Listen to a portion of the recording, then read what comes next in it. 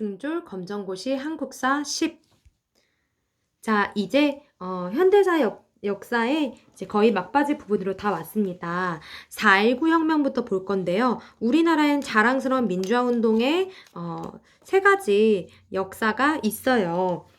여러분들 요거 별표를 다 쳐볼까요? 4.19 혁명하고 5.18 광주 민주화 운동하고 6월 민주 항쟁입니다. 자, 일단 4.19 혁명부터 볼게요. 4.19 혁명 때는 아주 오래전이죠. 1960년에 일어났는데 이승만 대통령이 대통령을 계속 하고 있었을 때예요. 헌법을 바꿔가면서까지 장기 집권을 하고 있었는데 마침내는 3.15 부정선거를 이승만 정부에서 획책을 하게 되죠.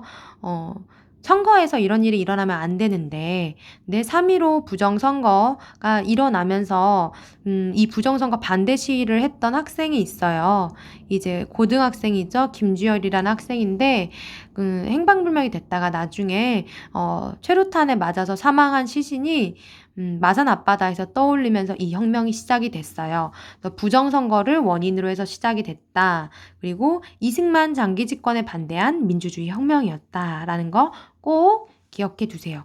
이렇게 연결시켜서 원인과 그 민주화 운동이 뭔가가 잘 나옵니다. 박정희 정부로 갑시다. 사실 4.19 혁명이 끝나고 나서요. 잠깐 1년 동안이긴 하지만 장면을 국무총리로 했던 장면 정부가 잠깐 들어서기도 했습니다. 그런데 오래가지 않았어요. 왜냐하면 5.16 군사 쿠데타 정변이 일어났기 때문이죠. 1961년입니다. 선생님이 연도를 잘못 썼네요. 박정희 씨는 군인 출신인데 그를 추종했던 부대와 이 박정희 씨가 정변을 일으켜서 정권을 잡게 되죠. 3년 동안 군정을 실시를 하고 그 이후에도 대통령이 되어서 계속 장기 집권을 하게 됩니다. 그런데 1972년 10월 달이 되면 헌법을 아주 많이 바꿔요. 그걸 유신헌법이라고도 하고 이때 헌법을 바꾼 것을 10월 유신이라고도 합니다. 그 헌법의 내용을 보면 대통령의 권한이 진짜 강해요. 국회 해산권, 긴급조치권, 국회의원 3분의 1 추천권, 우리 배웠었는데 기억나나요? 그런 것들이 있어요. 그래서 거의 독재체제를 구축을 하는 거죠. 여기 있네요. 대통령의 명령이면 잠깐 동안 국민의 인권도 약간은 누를 수 있는 거예요. 그래서 이렇게 10월 유신 이후로 박정희 대통령도 피살당하게 되고요. 그래서 박정희 정부도 끝나게 되죠. 근데 그 상황에서 새로운 신군부 세력이 등장합니다. 이제 전두환 씨가 권력을 잡는 건데요. 그 신군부가 집권하는 과정에서 광주에서 민주화 운동이 크게 일어나게 됩니다. 이게 5.18 광주 민주화 운동이었죠. 광주에서 사람들이 계속 민주화 운동을 하자 계엄군이 투입이 됩니다. 이제 무고한 시민들까지 이제 죽이는 상황까지 갔기 때문에 광주는 봉쇄가 되었고 이제 시민군이 이렇게 만들어져서 저항을 하게 돼요. 우리 같이 택시 운전사 봤었죠. 그래서 이렇게 민주주의 헌정체제 회복을 요구했던 그런 사건이 있었습니다. 그리고 이제 6월 민주항쟁은 전두환 씨가 대통령이 되고 나서 7년이 지났습니다. 대통령은 여전히 국민의 손으로 뽑고 있지 못했고요.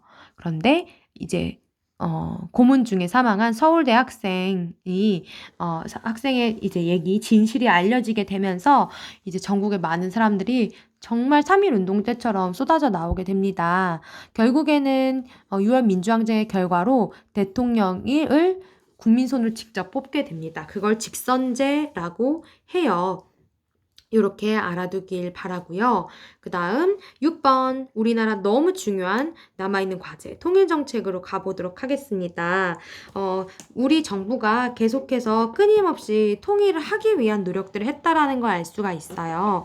박정희 정부 때 72년에 북한과 대화를 통해서 7.4 남북공동성명이라는 걸 발표하게 됩니다. 여기에는 아주 기본적인 내용이 있어요. 자주적으로 통일하자, 평화적으로 하자, 민족이 대단결하자. 요거 세 개는 꼭 알아두고요.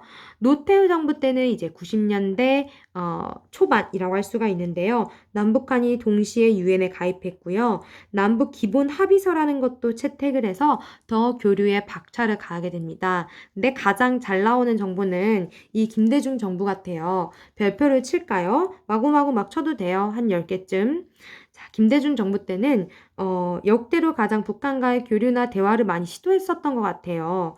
햇볕 정책이라고 아나요? 나그네의 옷을 벗기려면 강한 바람이 아니라 따뜻한 햇볕이 필요하다라는 데서 비롯된 정책인데요. 북한에 끊임없이 화해 협력을 청하는 그런 정책이에요. 그래서 결국에는 우리나라 최초로 남북 간의 정상, 그러니까 최고 지도자가 만나는 거죠. 그전엔 장관급이나 뭐 고위급은 있었어도요. 김대중 대통령과 김정일 국방위원장이 만나요, 평양에서. 그래서 역사적인 순간이었죠. 6.15 남북 공동선언이 발표가 되고요. 그 이후로 많은 교류 현장이 시작이 돼요. 금강산 관광길도 열려요. 지금은 이제 닫혔지만, 그리고 개성공단 건설에도 착수를 이때부터 하게 됩니다.